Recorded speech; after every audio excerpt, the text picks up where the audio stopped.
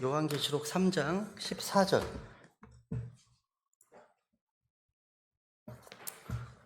네, 오늘은 15절부터 이제 말씀을 보겠는데요. 지난 시간에 우리 14절을 통해서 라오디게아 교회가 어떤 교회였는지 이제 확인을 했었죠. 우리 한번 같이 읽어보겠습니다. 계시록 3장 14절 읽겠습니다. 네, 시작. 라오디게아 사람들 교회 천사에게 쓰라. 아멘이요, 진실하고 진실한 증인이요, 하나님의 창조를 시작한 자가 이것들을 말하노라. 주님께서는 이 교회를요, 라오디게아, 그 다음 사람들 교회라고 되어 있죠, 그죠? 사람들 교회라고 언급하고 있습니다. 그러니까 예수님이 중심이 아니라 사람이 중심이 된 교회였고, 그래서 7교회 가운데 유일하게 주님의 칭찬이 한마디도 없는 교회였습니다. 그런데 이제 뒤에 보시면 아시겠지만 주님은 포기하지 아니하시고 문 밖에서 두드리시며 다시 교제하기를 원하신다는 거죠. 이제 오늘 이제 15절부터요. 주님께서 이 교회를 어떻게 진단하시는지 직접 듣게 되는데요. 한번 15절, 16절 읽겠습니다. 어디부터 읽으시면 될까요? 지지난주네요. 마지막으로 했다.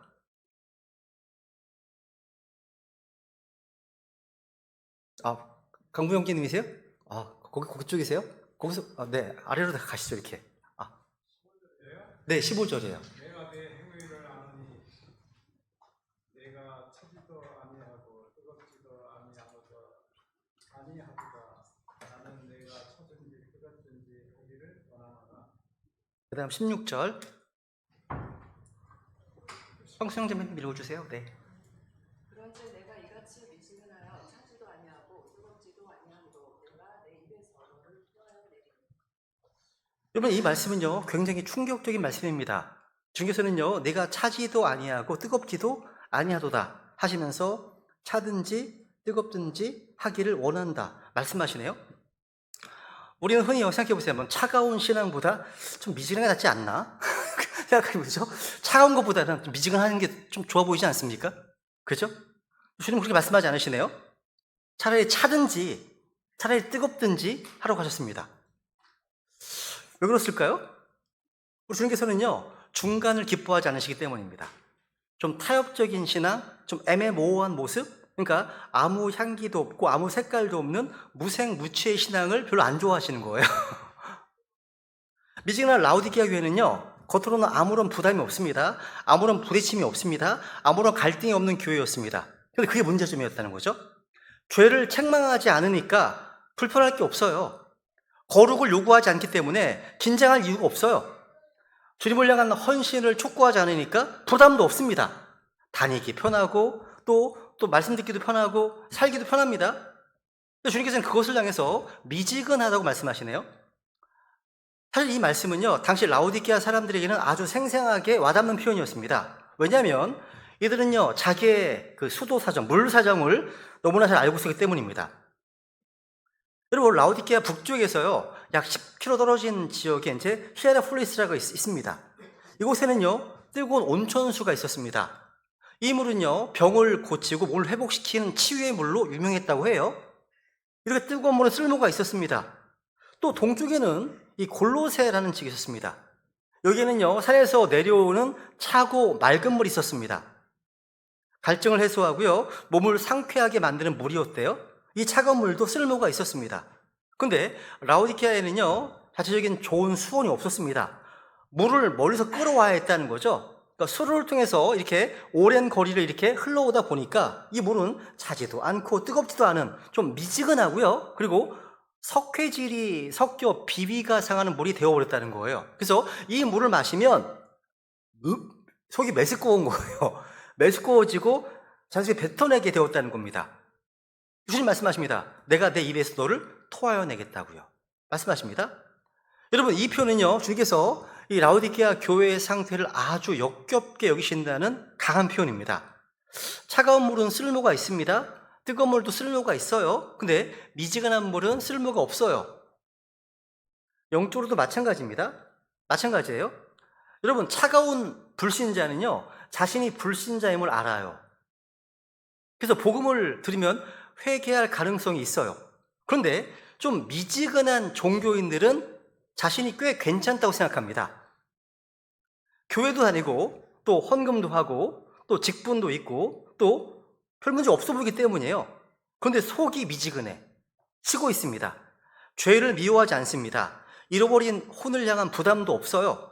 무엇보다도 주님을 향한 사랑도 없어요. 그러나 차가운 불신자는요, 적어도 솔직해요. 솔직하게 반응을 합니다. 근데 미지근한 종교인은 자기 기만에 빠져 있어요. 그래서 위험한 겁니다.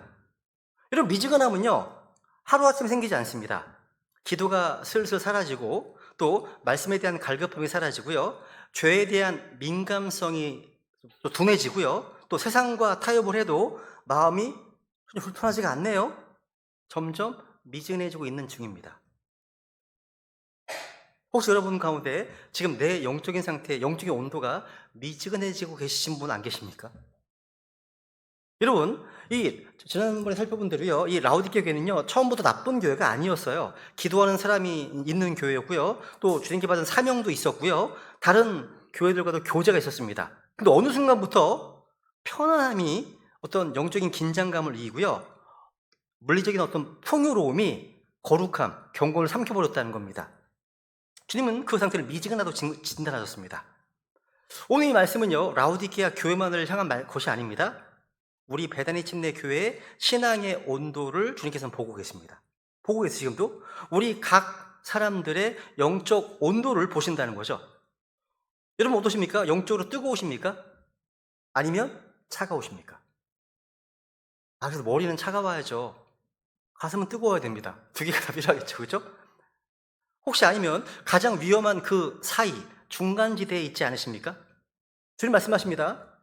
나는 네가 차든지 뜨겁든지 하기를 원한다. 하나님이 원하신답니다. 차든지 뜨겁든지. 이 시대의 가장 고질적인 질병, 교회에 대한 질병이 있다면 미지근병입니다. 미지근병. 여러분, 사실 차든지 뜨겁든지를 원한다. 이 말씀은요, 세상적 기준으로 보면 좀 극단적인 말씀처럼 들려요. 그런데 여러분, 이것은 극단주의가 아니라 진리에 대한 분명함입니다. 분명한 거죠. 교회는요, 진리에 있어서는요, 애매모호해서 안 됩니다. 교회는 죄 문제, 도덕 문제, 복음의 문제에 있어서는 회색지대에 머물 수가 없습니다. 차든지 뜨겁든지 둘 중 하나여야 됩니다. 이것은 주님께서 원하시는 태도예요. 지금 상상성 이렇게 말씀하셨죠, 그죠? 마태복음 5장 37절. 너희 대화는 예할 것은 예하고 아니요 할 것은 아니요 하라. 무엇이든지 이것들 이상의 것은 악에서 나느니라. 와, 주님께서는요, 우리에게 예라고 해야 할 것은 yes라고 하고요, 아니요라고 해야 할 것은 분명히 아니오라고 하라고 하셨습니다.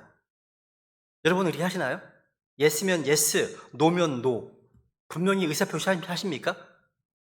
아니면 maybe maybe. 여러분 오늘날 많은 사람들이요, 분명히 우리 믿음에 있어 no라고 해야 되는데 머뭇거립니다. 사람 눈치 보느라고 머뭇거리다가 죄를 짓습니다. 술에 대해서 단호하게 no라고 아니오라고 해야 됩니다. 담배에 대해서 단호하게 아니오라고 해야 됩니다. 왜? 내 몸은 내게 아니니까. 하나님의 성전이니까. 그죠?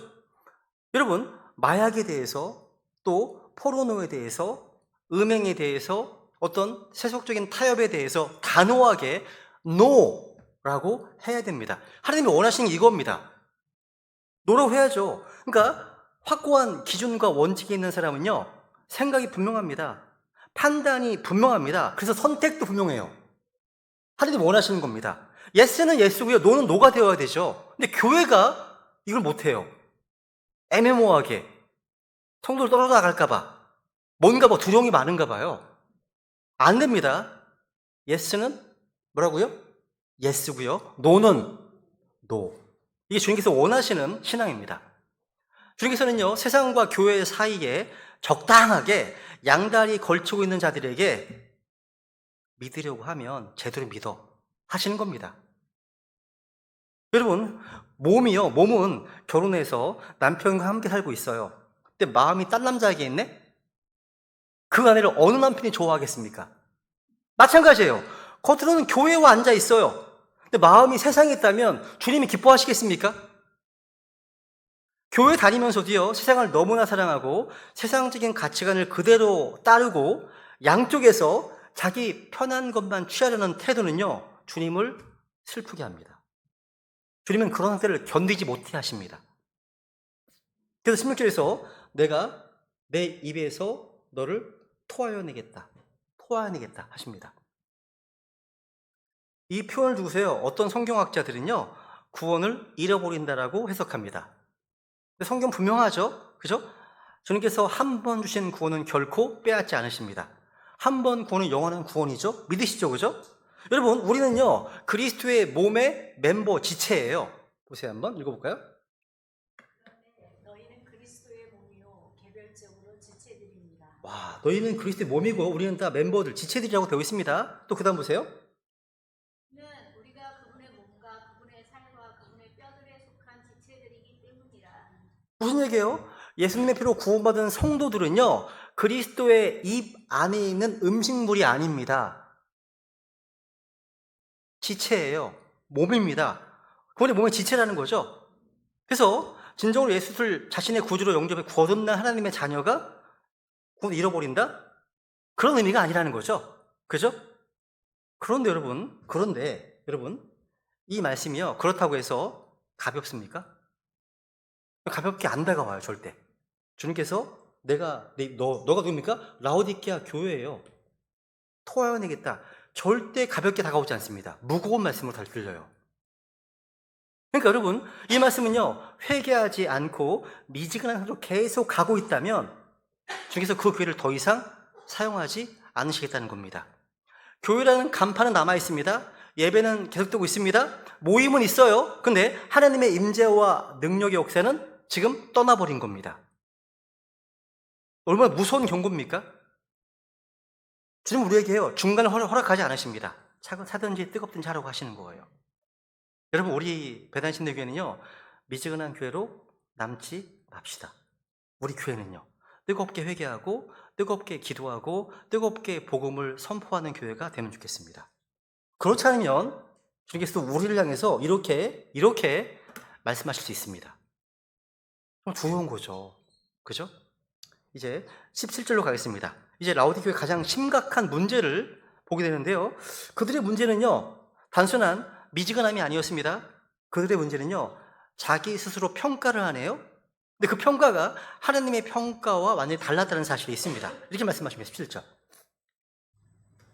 그는 내가 이르기를 나는 부자며 재산을 불렸으므로 아무것도 부족한 것이 없다 하면서 내 비참한 것과 가련한 것과 가난한 것과 누먼 것과 벌거벗은 것을 알지 못하기 때문이라. 여기 보세요. 지금 먼저 라오디게아 그 교회 스스로 자기 진단이 나오네요. 라오디게아는요, 나는 부자다. 재산을 불렸으므로 아무것도 부족한 것이 없다라고 할 만큼 부유한 교회였습니다. 오늘날 메가처치들이 많죠? 우리나라에 되게 많이 있습니다. 이런 대형 교회라 불리는 많은 교회들이요, 건물도 크게 있고요, 또 헌금도 되게 많습니다. 신학교도 있고요, 출판사도 있고요, 심지어 방송국도 있습니다. 그 교회 안에 누가 봐도 부자입니다. 재산을 불렸습니다. 아무것도 부족한 것이 없어 보여요.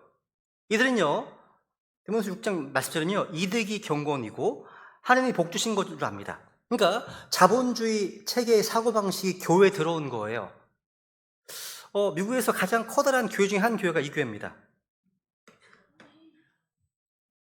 어느 교회인지 아시는 분?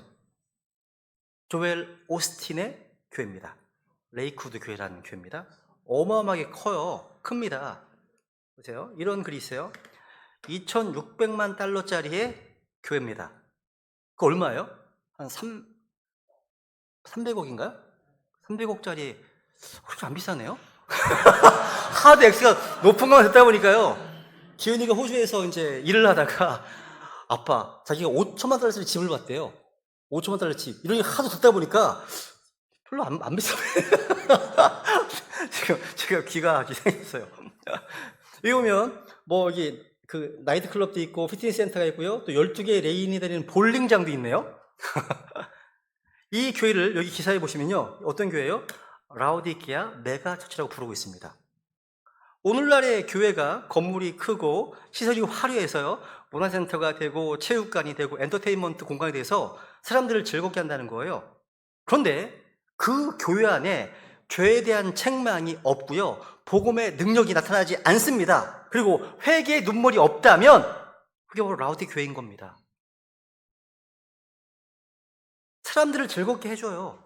그런데 세상과 구별되어서 거룩을 추구하지는 않습니다. 여기 다니고 싶으세요? 저는 궁금하긴 해요. 이런 데를 경험한 적이 없어가지고. 2013년도에 이제 교회 파송받고 나서 한 4주 정도만 교회를 돌아다닌 것 같아요.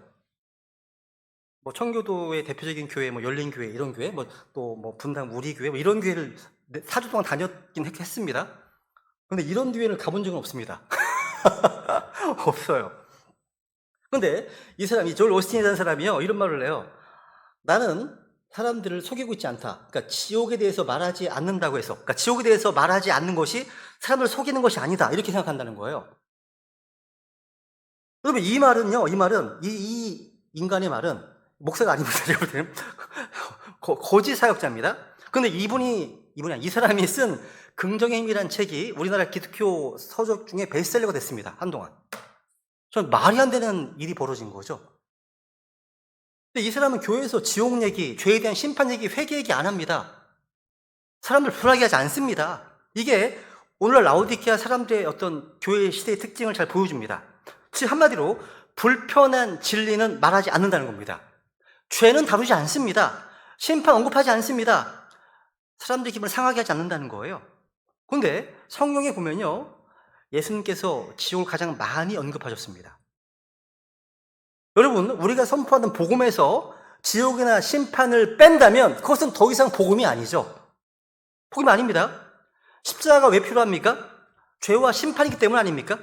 지옥을 말하지 않으면 구원의 절박함은 사라집니다. 여러분, 교회가 사람을 불편하게 하지 않으려는 순간 복음은 사라집니다. 약해지는 거예요. 또 이 교회가 얘기하잖아요. 나는 부자며 재산을 불렸으므로 아무 부족한 것이 없다. 저는 이게요, 경제적인 풍요뿐만 아니라 영적인 자기 만족으로 좀 들리기도 합니다. 그러니까 이런 거죠. 아, 우리는 잘하고 있어. 우리 교회는 아무 문제 없어. 우리 교회는 다른 교회보다 나아. 우리 교회는 참 안정적이야. 이렇게 얘기하는 거예요. 그러니까 이들은 스스로를 평가했고 스스로 만족하고 있고 스스로 안심하고 있다는 거죠. 그러면 안 됩니다. 항상 긴장하고 있어야 됩니다. 주님께서 오늘 오신다면 이런 긴장감. 요즘은요, 킹제임스 성경 쓰는, 이게 성경 신자들인지 모르겠어요. 킹제임스 성경을 쓰는 어떤 미국의 어떤 성교들 보면요, 그런 글이 많이 흘러요. 이 사람들이 갑자기 2026년 주님 오신다, 이런 글이 의외로 많이 올라오는데요. 저는 그냥 어떤 부분은 참 이건 재밌다 하는 부분이 있어요. 어떤 부분은 이런 것들은 교리화시키면 큰일 나는 거잖아요. 그런데 여러분, 그냥 이런 재미난 얘기가 일단 들어보세요. 성경적인 수리적 패턴을 가지고서 올해가 주님 오신다는 거예요. 오순절날. 2026년 오순절은요, 우리나라 말하는 석가탄신일입니다. 5월 24일이거든요. 아, 주님 진짜 그날 오시면 석탄신이랑 겹치게 되면 그게 안 될 것 같은데. 근데 그날이 된 거예요. 근데 예를 들어서 이런 거예요. 이사야서 30장 26절. 잠깐 아니죠. 이사야서 26장 20절인가요? 이사야서 26장 20절 찾아보시면요, 아주 놀라운 말씀이 나옵니다. 휴거에 대한 얘기가 나와요. 그리고 이사야서 33장 20절에 보면 재림에 대한 말씀이 나옵니다. 근데 히브리어는 오른쪽에서 왼쪽으로 읽잖아요. 성경 수리학적으로 2026, 요거는 2033, 7년날 끝나고 재림이잖아요. 이런 수리학적 패턴을 가지고 얘기하는 분들이 있다는 거죠. 그러니까 이건 재미삼아 얘기하는 얘기예요. 여러분, 큰일 나요. 나영성 목사가 5월에 주님 오신다, 뭐 얘기했다, 못 봐가만 오시면 좋죠, 저는. 오시면 좋죠. 오순절날 오시면 좋죠. 좀 기다립니다. 특히 한 해를 지나면서 항상 준비를 하고 있지만 오순절 전후 한 몇 주 정도 전후는요 긴장이 됩니다. 혹시 주님 오르고 오시는 거 아니야? 이런 마음으로 사는 거예요. 오시면 좋은 거죠. 그죠? 근데 지금까지 한 번도 인간이 세팅한 날짜에 맞은 적이 없습니다. 그리고 그날이 더더욱 속핫하신 일이잖아요. 오시면 이게 좀 이상해지잖아요. 그림이 안 좋잖아요. 네. 뭐 얘기하고 있죠? 제가 지금? 잠깐만. 하여튼간요, 예, 이 라오디게를 보세요. 보시면요, 이는 네가 이르기를. 지금 그들이 스스로 말하는 거예요. 자기 확신이죠. 자기 만족이 그들의 영적 눈을 가려버렸습니다. 여러분, 교회가 위험해진 순간 언제입니까? 어려울 때가 아닙니다. 교회가 부족함을 느낄 때가, 그때는 훨씬 더 기도 많이 합니다. 뜨겁습니다. 오히려 우리는 괜찮아. 이럴 때가 위험할 때입니다.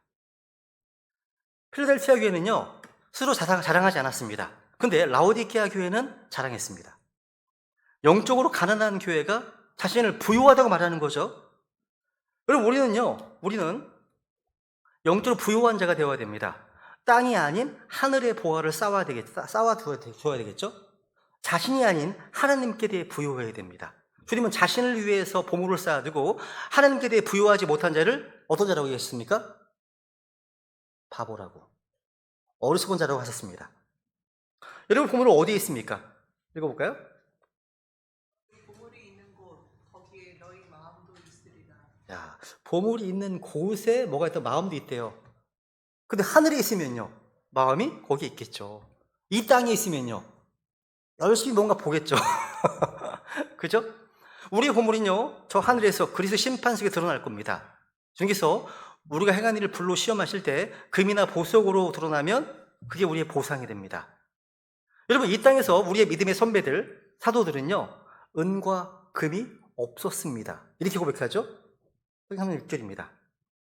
베드로가 이르되 은과 금은 내게 없으나 내게 있는 것을 내게 주노니 나사렛 예수 그리스도의 이름으로 일어나 걸으라 하고. 아멘. 베드로는요, 지금 구걸하는 사람에게 뭔가 주었어요. 그 거지는 뭘 바랍니까? 돈을 바랍니다. 그런데 베드로는요, 줄 돈이 없습니다. 은과 금은 내게 없다. 그죠? 그런데 자기에게 있는 것이 있었습니다. 주께 받은 것이 있다는 거죠. 그죠? 여러분, 받은 것이 없다면 줄 게 없어요. 근데 주님께 받은 것이 있다면 줄 것이 있죠. 여러분이 설교 시간에 들은 말씀, 또 성경 읽다가 받은 은혜를 누군가에게 줄 수 있습니다. 여러분이 얻은 구원의 지식을 누군가에게 줄 수 있습니다. 금과 은이 내게 없다고 내가 아무것도 할 수 없는 무능력자라고 생각하신다면 어리석은 자입니다. 구원받은 우리 성도들이 얼마나 부유한 자인지 한번 생각해 보세요. 여러분 다 영적으로 억만장자인 거 아세요? 모르세요? 억만장자라니까요. 지금 눈에 안 보여서 그렇지 실제 주님 오시잖아요. 엄청난 억만장자입니다. 요즘 백만장자이라면 느낌이 안 온대요. 억만장자 이렇게 해야 된대. 여러분, 지금 우리가 가지고 있는 것이 뭐가 있습니까? 내가 뭘 줄 수 있을까 한번 생각해 보세요. 우리는요, 뭐가 있습니까? 우리 안에 뭐가 있어요? 영원한 생명이 있습니다. 진짜 있어요? 얼굴은 없는 것처럼 얘기하시는데요. 진짜 있잖아요. 영원한 생명이 있잖아요. 영생이 있습니다. 우리 안에 있습니다. 여러분, 영원한 생명을 소유한 사람이 힘들다고 죽는 소리를 낸다? 그러면 듣는 사람이 미쳤다고 욕하지 않겠습니까? 그럴 것 같은데요? 미친 거죠. 또 우리는요, 하늘에 거처할 맨션이 예비되어 있습니다. 아버지 집이 예비되어 있잖아요. 하늘에 거처할 집을 두고 이 땅에 집 한 채 없다고, 아파트 한 채 없다고 알는 소리 한다? 그렇다면 여러분, 오늘날 집이 없는 사람들은 아마 미치고 말 겁니다. 우리는 어마어마한 걸 있는데 그죠? 우리는 또 빌보 4장에 보시면 지식을 뛰어넘는, 지식을 초월한 하나님의 화평, 평안이 있습니다. 아니, 돌아가는 상황을 보면 암담합니다. 두렵고 불안해야 돼요. 이상하게 마음 한가운데 아무렇지도 않고 평안합니다. 여러분 그렇지 않으세요? 저는 뭐 미국에서 앱스타인 파일이 터져가지고 뭐 정말로 사악한 얘기 들리고 막 애들을 뭐 성추행한 정도가 아니라 죽이고 인육을 먹었다 뭐 이런 얘기를 봐도 뭐 anything can happen이지 마지막 때니까. 여러분, 그래서 우리는 청심환이나 신경 안정제를 먹지 않아도 돼요. 또 우리에게 뭐가 있습니까? 우리에게는요, 하나님의 완전한 말씀인 성경이 있잖아요. 우리에게는요, 위로자 성령님이 영원히 함께 하십니다. 우리와 함께 하시잖아요. 그리고 우리 베다니 교회 믿음의 지체들이 함께 하고 있잖아요. 그죠? 우리 교회 형제자매님들은요, 주님께서 우리에게 또 저에게 주신 좋은 친구들입니다. 왜냐하면 시편 119편 63절 읽어볼까요? 모든 자들과 주의 훈계를 지키는 자들의 것입니다. 그러니까 우리 교회 형제자매들은 뭐예요? 우리의 좋은 벗입니다. 친구인 거죠. 그러니까 우리는요, 예수님의 피로 맺어진 많은 친구들이 곁에 있어서 감사해야 됩니다. 또 주님께서 우리에게 주신 은사로서 영적 선물도 있지 않으세요? 그죠? 또 우리에게는 하늘에 예비된 상속 유업이 있어요. 또 심지어 우리 환경은 밤과 같이 어둡습니다. 근데 그런 밤 중에도 부를 노래가 있지 않습니까? 읽어볼까요? 그래서 낮에는 자신의 인자하심을 명령하시며 밤에는 그분의 노래가 내게 있으므로 내가 내 생명의 하나님께 기도하리이다.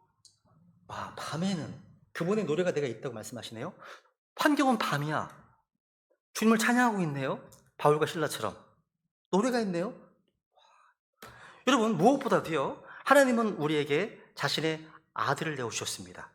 우리가 얻은 것 중에 가장 위대한 것은 예수 그리스도십니다. 우리 안에 예수님이 계십니다. 로마서 8장 32절. 자신의 아들을 아끼지 아니하시고 우리 모두를 위해 그분을 내주신 분께서 어찌 그 아들과 함께 또한 모든 것을 우리에게 값없이 주지 아니하시겠느냐. 아멘. 주님께서 우리 모두를 위해서요, 자신의 아들을 주셨습니다. 여러분, 이 땅에 많은 영웅들 있잖아요. 영웅들은요, 천하를 얻고 싶어 하고요, 또 미인을 얻고 싶어 합니다. 또 부와 명예를 얻고 싶어 합니다. 근데 우리는 그리스도를 얻고 싶어 합니다. 우리는요, 첫째도 그리스도고 마지막도 그리스도십니다. 그리스도를 얻는 자가 모든 것을 얻는 자이기 때문에요. 그리스도는요, 모든 것 안에 모든 것이고요, 모든 것을 충만케 하는 충만이시고요, 모든 만물의 머리이십니다. 하나님께서 자신의 아들을 아끼지 아니하시고 우리 모두를 위해 죽으셨습니다. 그죠? 그래서 그 아들과 어찌 그 아들과 함께 또한 모든 것을 우리에게 값없이 주지 아니하시겠느냐. 그러니까 우리는요, 받지 않는 것이 없고요, 받지 못할 것이 없습니다. 구하는 자는 얻을 겁니다. 믿고 구하십시오. 그죠? 지혜를 구하든 또 권능을 구하든 여러분이 필요한 것이라면 무엇이든 구하시라는 거죠. 구하면 주신대요. 후히 주신대요. 하나님 약속입니다. 그죠? 11장도 볼까요? 11장 13절. 그런즉 너희가 악할지라도 너희 자식들에게 좋은 선물들을 줄 아니거든. 하늘에 계신 너희 아버지께서 자기에게 구하는 자들에게 성령을 얼마나 더 많이 주시겠느냐 하시니라. 와, 우리 주님께서는요, 아들과 더불어서 성령님을 주시겠다고 약속하셨습니다. 성령을 부어주시게 주셔서 우리는요, 하나님께서 우리에게 값없이 주신 것들을 알 수 있습니다. 그 다음 볼까요? 그 다음 구절 한번. 우리가 세상의 영을 받지 아니하고 하나님으로부터 난 영을 받았으니 이것은 하나님께서 우리에게 값없이 주신 것들을 우리가 알게 하려 함이라. 아멘. 하나님께로부터 난 영이 뭐죠? 성령이십니다. 성령이죠. 그죠? 우리가 받았습니다. 받았어요. 성령님은요, 우리가 주님께 받은 거네요. 여러분 안에 계십니까? 성경이 진리라면 이 말씀도 진리입니다. 그리고 엄청난 분이 내 안에 계신 거예요. 그분을 외롭게 하지 마세요. 그분은 여러분과 교제하기 원하십니다. 그죠? 그래서 디모데후서 1장에 보세요. 1장 7절. 하나님께서 우리에게 두려움의 영을 주지 아니하시고 권능과 사랑과 온전한 생명의 영을 주시기 때문에. 여기 보시면요, 주님께서 우리에게 뭔가를 주셨다고 말씀하시네요. 하나님께서 우리에게 뭘 주셨습니까? 권능과 사랑과 사운드 마인드, 건전한 생각의 영을 주셨다고 말씀하시네요. 와, 이거 우리가 이미 받은 것들입니다. 여러분요, 우리 스스로요, 자신이 받은 것을 한번 생각해 보세요. 우리는 영적으로 억만장자 아닙니까? 세상에 이만한 부자를 보셨습니까? 우리는 믿음에 있어서 부유한 자들이고요, 영적으로 충만한 자들이고요, 하늘의 보화를 가지고 있는 사람들입니다. 우리가 주님께 받은 것들을 가지고 주님을 섬기고 다른 지혜들을 또 섬기고 나눠주는 삶을 살아야 되는 겁니다. 여러분, 근데 라우디게아 교회는요, 영적으로 가난했다고 주님 말씀하십니다. 가난하다 말씀. 여러분, 영적 평가는요, 자신이 드리는 게 아니에요. 자기 시험을 자기가 7점하면 100점 나오죠. 100점하면 다 100점입니다. 여러분, 근데 우리의 영적 상태를 채점하는 분은 주님이십니다. 그 주님 보시기에 라우디게아 교회의 성적표는 정말 비참했습니다. 전부 F예요. 비참했어요? 주님의 평가를 한번 주목해 보세요. 그 평가가 그들의 자기 평가와 정반대네요. 보세요. 그 다음, 내 비참한 것과 가련한 것과 가난한 것과 눈먼 것과 벌거벗은 것을 알지 못하기 때문이라. 이들은요, 스스로 부자라고 했습니다. 주님은 가난하다고 말씀하시네요.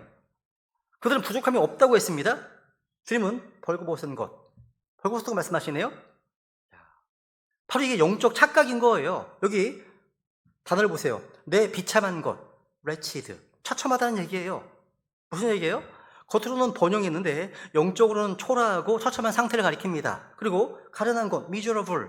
하나님 보시기에 영적 불쌍한 상태라는 거예요. 자신은 모르는데 하나님 보시기에는 안타까운 상태인 겁니다. 그리고 그 다음에 가련한 것, poor.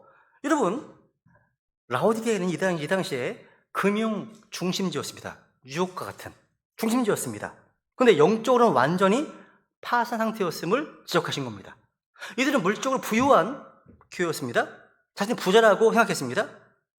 그래서 그들이 영적으로 가난하다고 평가하셨습니다. 그리고 눈물로 있대요. 여러분, 라오디게아 이 도시는요, 안약 생산으로 유명합니다. 안약 생산으로요. 영적으로 눈이 멀어 있네요. 육신의 눈은 밝아요. 돈의 흐름, 유행의 흐름, 정세 판단, 세상을 읽는 눈은 아주 뛰어난 영악한 자들이 있어요. 그런데 한 차원 넘어서 보이지 않는 영적 세계는 제대로 보지 못한다는 거예요. 눈이 멀어 있는 거죠. 하나님이 원하시는 게 무엇인지 알지 못했습니다. 영적으로 멀었다고 하시는 거죠. 그 다음에 벌거벗은 것을 벌거벗었다. 네이키드. 이 도시는요, 양모 산업으로 부유했습니다. 그런데 주님 보시기에는 수치스러운 벌거벗은 상태였다는 겁니다. 이게 얼마나 무서운 말씀입니까? 또 더 심각한 것은 뭐예요? 자기만 몰라요. 그것을요, 그 다음, 알지 못하기 때문이라. 알지 못하기 때문이라. 정말 무서운 말입니다. 라오디게아 교회의 문제의 핵심은 뭐예요? 자기의 문제의 심각성을 잘 모른다는 점입니다. 미지근한 신앙은요, 자만심에 빠지게 합니다. 또 마귀가 옆에서 야, 너 정도면 아주 괜찮은 그리스도인이냐 부추겨요. 부추깁니다. 그러니까 즉 영적인 자기 진단을 못하는 상태인 거죠. 자신은 아무 문제 없다고 자기야만 사는 겁니다. 주님은 그들의 잘못된 자기 도취를 날카롭게 깨뜨리시는 겁니다. 여러분, 우리 신앙의 가장 위험한 상태는요, 죄를 짓는 상태가 아닙니다. 죄를 짓고도 그것이 죄인지 모르는 상태입니다. 미지근한데도 뜨겁다고 착각하는 상태입니다. 가난한데도요, 부유하다고 말하는 상태입니다. 여러분, 교회는 무엇을 가지고서 자신을 평가할까요? 출석 숫자로 평가합니까? 헌금 액수를 평가합니까? 사역의 사이즈를 평가합니까? 아니면 하나님 말씀으로 평가합니까? 라오디게아 교회 비극은요, 그들이 자기 상태를 몰랐다는 데 있습니다. 여러분, 자기 신앙이요, 아무 문제가 없다고 생각하는 것이 교만입니다. 영적인 필요를 못 느끼고 하나님의 은혜를 향한 목마름이 없는 것은 교만입니다. 영적 문제의식이 없는 것이 교만이라는 거죠. 그러니까 난 성경 공부 많이 해서 이제 배울 만큼 많이 배웠다고 생각하는 것이 교만입니다. 우리는 한시라도 주님께서 붙들어 주지 않으신다면 쓰러지고 맙니다. 이걸 인정하고 살아야 됩니다. 그게 겸손한 사람이에요. 그래서 주님께서 항상 이 말씀의 빛 앞에 자신을 비춰보면서 겸손하게 존재하는 사람에게 은혜를 주십니다. 이제 18절로 있습니다. 하면 안 되겠죠? 예. 주님 여기서 끝내지 않으시거든요. 정지로 끝내지 않으십니다. 18절부터는요, 다음 주부터 하겠습니다. 기도하겠습니다.